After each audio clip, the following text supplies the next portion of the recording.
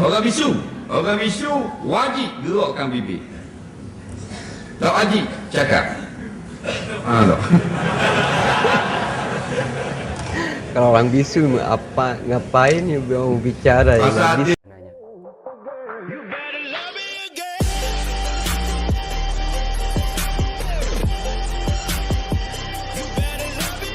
Assalamualaikum warahmatullahi taala wabarakatuh. Alhamdulillah pada kesempatan kali ini kita semua bisa berjumpa lagi, bisa bertatap muka lagi walaupun dalam keadaan online ya teman-teman, tidak secara langsung, tapi ini merupakan insya Allah nilai ibadah untuk kita semua karena kita berjumpa karena mau menambah ilmu, mau melakukan ngaji bareng bersama saya. Dan semoga semua teman-teman yang mengikuti ataupun yang sedang menonton video ini dalam keadaan sehat, dalam keadaan bahagia, dijauhkan dari masalah-masalah. Dan misalnya ada di antara teman-teman yang mempunyai masalah, baik itu masalah yang kecil ataupun masalah yang besar, semoga Allah Subhanahu wa taala cepat memberikan solusinya sehingga teman-teman semua bisa bahagia kembali seperti semula. Amin amin ya rabbal alamin. Seperti yang dilihat teman-teman pada thumbnail ya, bahwa program ngaji bareng pada kesempatan kali ini akan diisi oleh Ustadz Azhar Idrus, yang mana di sini saya sudah persiapkan videonya ya teman-teman. Dan seperti biasa sebelum ngaji teman-teman itu harus persiapkan ya, baik baca bismillah terlebih dahulu, dan juga seperti biasa jangan lupa buka mata, buka telinga, dan buka hati. Bismillahirrahmanirrahim. Don't go anywhere, stay here and check it out. Kuliah ke pergi tahlil? Hari yang sama kuliah. Dia ni nak pergi kuliah ke nak pergi tahlil? Jawabnya, jikalau benda itu mustahak seperti ada kaitan dengan hubungan antara kekeluargaan, maka kita pergi hak jarang. Hak sama kita cuti. Maksudnya tahlil ni nak malam ke kuliah nak malam? Kuliah nak malam dengar lah. Tahlil sekali-sekala pergilah hak tu. Esok kuliah pula. Jangan ekstrim semacam je. Macam orang minta tolong mari semalam ajak juga dan sebagainya. Jadi bukan nak malam, pergi hak tu lah. Tak pergi kuliah lah mana tu. Balik kakak dengar YouTube, ada pula kuliah. Jadi hak jarang tu kita pergi. Pasal hak sama nak malam dah. Bukan maknanya suruh pergi ngaji siapa nak malam, siapa tak ada hubungan sama kekeluargaan. Tak. Masa tu keadaan dah bergarik. Saya on the way dari Batu Rakit pergi Dengung. Jadi saya hanya solat jamak. Saya seorang je. Sementara kawan saya tunggu dalam kereta sebab nak kejar masa. Adakah saya dikira berdosa buat begitu? Jawabnya berdosa apa dah musmayang jamak. Ke mana dosa ni? Jadi kawan dia tunggulah kereta, dia masuk semayang. Orang yang semayang tak tahu berdosa. Dah pergi berdosa, orang yang tak semayang. Kawan dia tunggu je, lepas tu dia tak semayang. Kawan dia berdosa. Bukan kita yang mengerjakan solat jamak ya. Jadi jaga-jaga sikit. Kalau kita berhenti semayang lah kat highway dan sebagainya, anak tidur dalam kereta, bini dalam kereta nak gila jaga anak, enjin hidup. Cara dia dua, cabut anak kuci, ambil buat pergi mayang, ataupun suruh bini kita kuci pintu dari dalam. Tapi tak payah agak ropang ni, mari orang ketuk-ketuk, okey kejap, okey dah sekarang. Dalam dah pesan, bodoh. Dah tunggu, bahaya dah ni. Anjing tu, dia akan tengok. Mak masuk dalam kereta, buat lagi kereta. Dengan bini-bini kita nak, dengan habis buat lagi. Tak? Berhenti memayang anak ada cek hidup. Kalau nak masuk semua tidak kereta. Gila lah. Bila laki masuk, enjin hidup enjin hidup. Dia mari kereta. Jalan lalu. Bini kita tahu mana-mana pun. Tengah-tengah highway kat lain putih.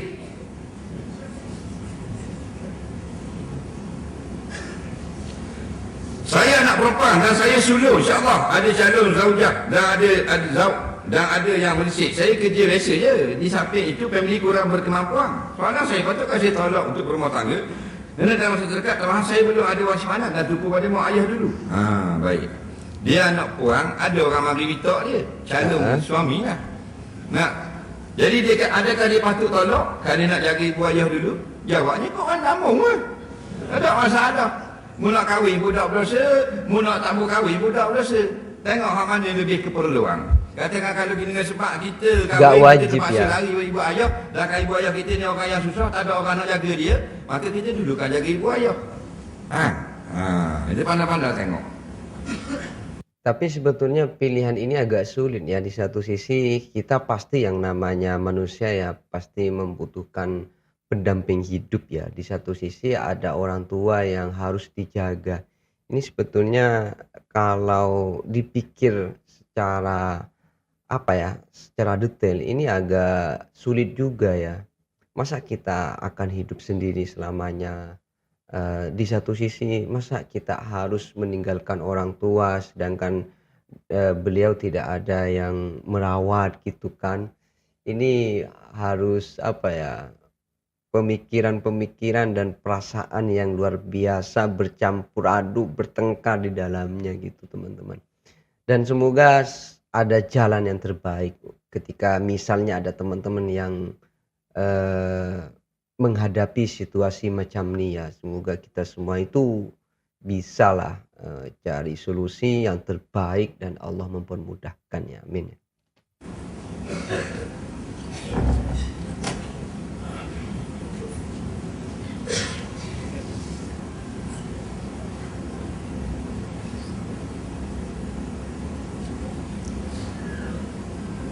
Kenapa orang laki-laki dia bila sembahyang dia rapat soft, orang puan tidak suka rapat soft, dia duduk sembahyang sejadah seseorang. Ni marah ke orang puan pula. Orang puan dia bawa sejadah daripada rumah. Dia bos sejadah tu dia seorang. Ni bos sejadah ni pula dia seorang. Jadi tak boleh gitu. Harus rapat ya. ya. Kalau kita dirit atas jadah dia buat tolong gitu. Tak. Mana aku bawa jadah aku, apa mau jirit jadahku? Jangan buat gitu. Kita bawa sejadah ni bukan kita saja nak guna. Kita apa? Untuk kemudahan. Lepas tu bila nak duduk, rapat soft. Sebab sekali pun kita terpaksa beranjak, sehinggakan sejadah kita, orang lain duduk. Biar orang lain duduk lagi. Tak ada masalah. Boleh pahala tak kalau duduk jadah kita? Boleh.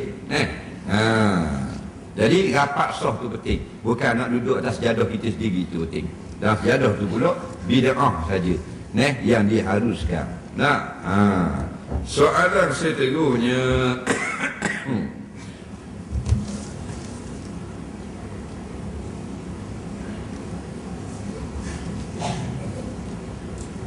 Suami kahwin tanpa pengetahuan isteri, ibarat isteri hidup dalam penipuan. Seorang isteri yang baik telah melahirkan 7 orang anak. Dan sentiasa bantu suami. Saya kawan baik dengan isterinya kerana salah-salah daripada pekerja. Tapi saya mengetahui akan hal ini. Adakah hukumnya menyembunyikan ini daripada isterinya kerana takut untuk masuk campur? Dia kata seorang isteri ini dia telah bermadu, tapi suami dia takkan boleh memadu. Sedangkan suami ni, isteri ni orang baik, melahirkan anak. Jadi dia kata dia ni kawan bagi isteri itu. Wow. Ya sebenarnya dia tu isteri itu. Dia kata dia kawan. Jawabnya seorang suami tidak wajib minta izin isteri. Sunat nak minta izin isteri, bukan satu kewajipan. Pihak isteri pula hendaklah menasihati suaminya apabila suaminya hendak berkahwin lagi. Kerana menasihati itu disuruh syarak. Jadi kalau membawa kepada tak cukup belanja dan sebagainya, maka lebih keras lagi suruhan menasihat tersebut. Dan suami jangan betul. Bila isteri nasihat, kena dengar dulu. Kerana bila hati nak ni, dia tak nampak habis dah nasihat. Dah balik awal belepeng. Jangan ikut nafsu. Jadi kalau molek belaka dah, suami pun boleh beri nafkah, suami itu mampu, kita nasihat tak salah. Saya seorang syukur dah. Dia nak nikah juga, berdoa kepada Allah supaya banyak dapat Allah beri sabar. Janganlah cerahlah aku tak elok di maju. Jangan gitu. Nasihat dulu. Bila suami itu kahwin juga dalam keadaan dia mampu, maka kita berserah pada Allah. Cuba hidup dalam berbaik-baik. Kalau dia tidak mampu, boleh beri mudarat kepada ekonomi keluarga, orang perempuan ada hak untuk berjumpa dengan pihak mahkamah syariat. Faham? Kalau Jika tidak bawa kepada mampu, ya. kodi, suami saya tak mampu. Kalau boleh jangan beri izin je kahwin seorang lagi. Nak bayar bil sekolah anak pun tak mampu nak beli. Diorang sekolah anak pun kita fikir saya. Ya, biar kodi tahu pihak tu barulah dilarang. Soalan seterusnya. Kita orang beragama Islam nak tahu apa hukum orang laki-laki berkhatan 2 kali. Apa pula ni? 2 kali sunjawi. 2 kali sunat. Mana hukum dia? Habis licingnya. Jawabnya, jikalau sudah sempurna, maka tidak boleh dibuat sekali lagi, melainkan apabila dinasihati oleh doktor yang pakar dalam bidang tersebut. Kadang-kadang berlaku, iaitu berlaku jangkitan, maka dibuang sedikit lagi. Itu orang tidak sunat 2 kali. Faham? Kerana masalah darah. Ada nak sunat Harus 2 kali, mengikuti nawak dia perintah macam dokter nikah juga, sah, ya. Nikah kali lagi. Nawak dia nikah 2 kali, nikah pertama tu tak sah atau dia ragui. Takbir ni bila sah dah, haram takbir kali lagi. Allahu Akbar. Boleh dah aku sembahyang fardu zuhur mengikut imam. Tak ada masalah, comel dah. Biar dah sama-sama dua lah mula. Allahu Akbar. Jangan buat gitu. Bisa Soalan haram juga. seterusnya.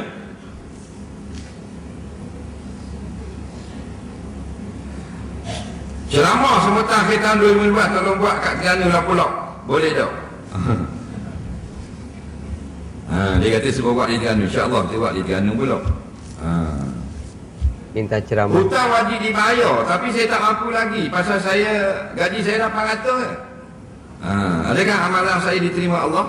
Orang yang berhutang kemudian niat tidak mahu membayar, maka dia haram dan berdosa. Orang yang berhutang ada niat nak membayar, sampai masa nak membayar dia tidak ada wang untuk membayar, bukan disengajakan, maka ditangguhkan. Dia beri masa. Bila wajib pula? Bila ada kemampuan. Jadi kalau sungguh dia tidak mampu, maka dia tidak berdosa menangguhkan bayar hutang. Takut-takut nafsu saja. Benda lain boleh beli, bayar hutang dah. Sebab kita manusia ni, kita akan kerap jumpa dengan orang masa kita nak berhutang. Bila kita sudah berhutang, maka kita tak suka kerap jumpa dengan tuan hutang. Tuan tu pikir ni kita bahang kau sipang ni. Tak mau nak kona tak mau. Hari tu kita kona ni dia pun duduk belakang. Rupanya nak berhutang. Bila dah beri hutang, dia nak lari dah pula. Soalan seterusnya. Tak saya sembahyang tanpa lapar Allah Akbar tiap kali rakaat. Contohnya bangkit dari sujud dan duduk terus sujud, tanpa sebut Allah Akbar, sah. Hukum sebut Allahu Akbar bangun dari sujud sunat. Siapa yang tak sebut dia makruh, kerana Nabi sebut. Tetapi solat dia tidak batal. Yang tidak sah takbiratul ihram tidak sebut. Dan ada ke orang tak sebut takbiratul ihram? Ada? Dia takbir kau ni tangan saja.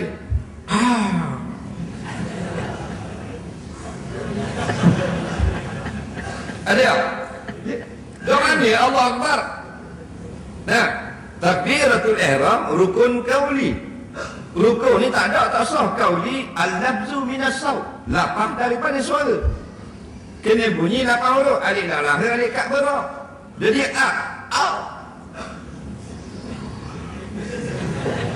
doa ni. Nampak? Rukun tidak sah ramak tu. Ya. Biar putih Allahu Akbar. Perlahan tak apa. Elak tak apa. Cina baru masuk Islam. Allahu Akbar. Cina tak ada masalah. Faham? So ni kita Melayu 8 kali haji lah. Pergi kapal laut 4 kali, kapal selam 4 kali. Apa pun dia macam kura je. Faham tak? Dia bunyi. Orang bisu wajib gerakkan bibir. Tak wajib cakap. Tak. Kalau orang bisu ngapain ya mau bicara ya, nggak Pasal ada bisa ya. itu tak mana dia kata orang bisu tak sah nikah. Mari mana ustaz ni. Sebab dia kata tak boleh nak berlapah jawab nikah. Mudah ngaji ke gua ni? Buka dalam kitab nikah dia kata ada pun yang tidak dapat bersuara seperti orang bisu, maka memada menjawab nikah dengan mengangguk kepala. Contohnya, Dengan isyarat ya. Angguk tu mana nak ke tak boh? Angguk nak aku nikah tak akan nikah wahai posu dengan mosu. Mas kahwinnya RM1,000 tunai. Posu pun angguk tu setuju tak? Dia mari Setuju. dia kata kena berlapah. Dah kalau nak berlapah boleh tak orang bisu kata? Dah bila nak belajar? Tak boleh. Faham? Nak jawab apa mana? Cukup anggukan Angguk tu kepala bahasa ya. isyarat tak? Seluruh dunia faham. Tak ada negara yang jadi tanaku, jadi berlawanan maksud. Mogi di Afrika angguk maknanya setuju. Itu tak anda cakap dengan Afrika kan? Dia orang tu ada dia. Itu angguk. Dia bagi tu. Faham? Jadi di India pula angguk tu mana setuju tak? Setuju. Seluruh dunia faham. Seluruh dunia ya Batu kalau ulama isyarat disebut angguk itu, gitu ya. Jawab contoh, anda setuju seperti mengangguk.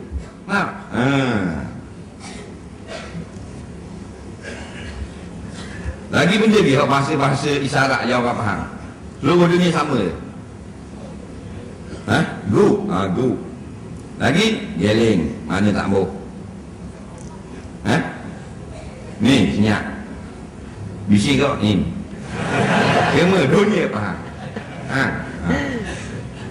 Yang banyak sekali kita guna kita. Kalau lelaki banyak ni. Bini-bini kita banyak guna benda.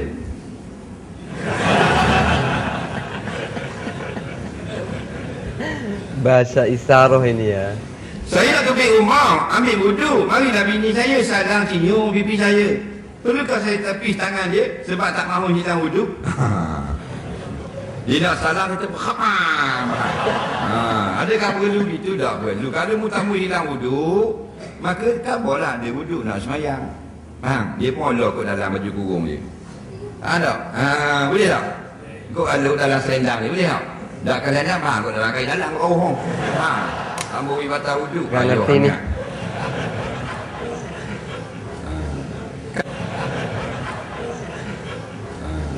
Khabar ya bini kita kan, apa lagi takut tangan. Bini kita ingat dia ada wuduk, dia nak salam lah.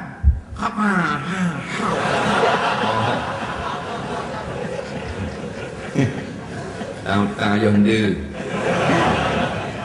Khabar abang ada wuduk. Kayak gila salam ataupun salam lapik kat dalam tudung. Ada benda. Dan kalau nak salam juga, ambil wuduk mula, ambil tak? Tahu ibu kasih hati bini tu, salam. Jadi cium pipi pula ni. Lepas tu boleh ambil wuduk lah. Boleh. Tak payah nak bukan wuduk ni ada di Tanzania. Baru ada boleh ambil wuduk. Tak. Mana boleh ambil wuduk.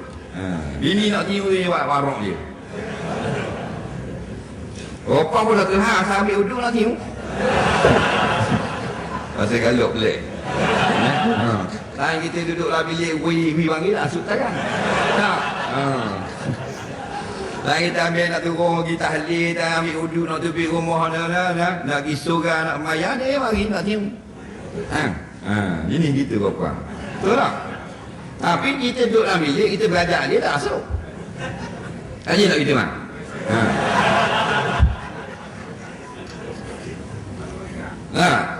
Kita nak je tak mustakan. Bila kita nak mayang juga kalau kata nak cium nak salam nak apa, nak ujian, jangan marah ke dia. Tak, ujian. Macam anak kita juga ujian. Banyak benda kan? Ada PMA, ada UPSA, ujian. Betul tak? Tangan kita nak dia duduk dalam bilik tak hari, panggil tak hari. Emek! Panggil ya! Nggak ngerti nih. Seni ketung tak masuk. Mek bunga tak masuk. Duduk lipat baju. Lipat baju. Kalau ngerti pasti ngakak saya Mana ini. anak khabar, mau nak ayuh panggil nak bilik tu. Pergi masuk, malam Jumaat ni.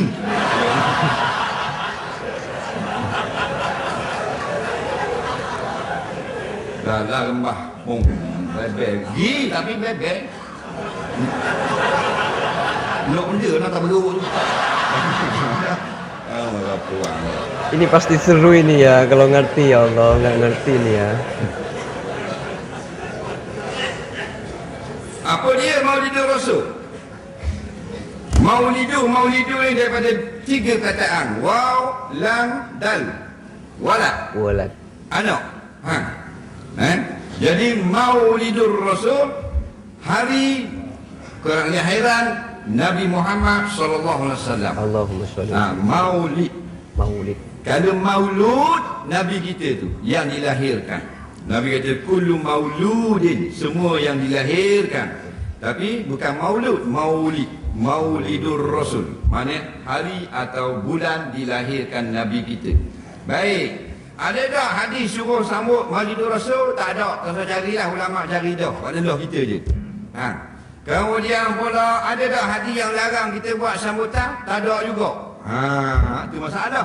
Jadi bila gitu terjadilah perselisihan di kalangan ulama. Maka ulama yang mengatakan tidak disuruh dan tidak diamalkan, habis babak. Ulama kedua pula, maka siapa yang nak buat hukumnya harus.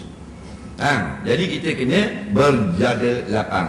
Tak payah bala, bukan benda mungkar.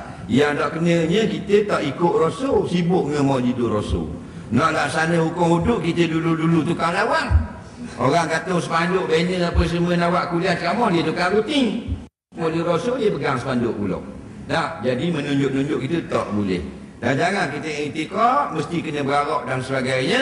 Kata Imam Suyuti rahimahullah ta'ala, kita menderma, kita bersedekah, kita buat kebajikan pada hari tersebut Maulidur Rasul. Anda kita cinta pada Rasul atau mengingatkan orang kepada Rasul, maka dapat pahala. Cuma jaga tak ni lah. Kita biarlah kita benar-benar suka dan ikut kepada Rasul. Dan orang yang ikut Rasul tak mesti buat Maulidur Rasul. Orang yang nak buat Maulidur Rasul syaratnya mestilah ikut Rasul. Dia gitu. Soalan seterusnya, Kadang nggak ingat nanti bahaya ya mengadakan Maulidur Rasul. apakah maksud akidah? Boleh tak jadi bagi contoh? Ada orang tanya, Akidah ain qaf ya dal ta marbutah, aqidatun, akidah. Daripada ain qaf dal, aqdun. Aqdun ni benda ikat atau simpul. Akad nikah, simpulan nikah. Hak tina, hak yatam, tak ada kena-kena, disimpulkan. Jadi suami isteri. Suami wajib taat, wajib tanggung nafkah isteri. Isteri wajib taat suami. Dah mana itu? Sebab sudah simpul. Simpul tu nama benda? Dengan akad nikah. Dan ni akidah simpulan iman. Dia dengar Allah itu wujud, Allah itu berkuasa, Allah itu berkehendak, Allah segala-gala melakukan begitu-begitu, turun rezeki dan sebagainya. Tidak akan dapat memberi manfaat, menolak mudarat dan sebagainya. Kecuali Allah belaka. Kita pun sipur kemah-kemah, duduk dalam dada kita, tidak berganjak lagi. Mari lagu mana pun, nak kata Allah tak ada, dah kemah-kemih dah. Allah belaka, maka dia panggil akidah simpulan iman. Boleh cerai, tak boleh cerai. Yang boleh cerai, akidah nikah, akad nikah. Benda cerai dia, namanya tolak. Jual beli barang hak kita, motosikal, PT hak dia. Nak jual ke dia Honda Kak 1000. Bila kita jual barang motor kita jadi hak dia, PT dia 1000 jadi hak kita. Dah mana gitu? Sudah sipur dah. Sipur mana? Akad jual beli. Dah boleh cabut balik? Boleh? Ambil boleh? Ada khiyar syarat, ada khiyar majlis. Khiyar syarat, khiyar majlis. Betul.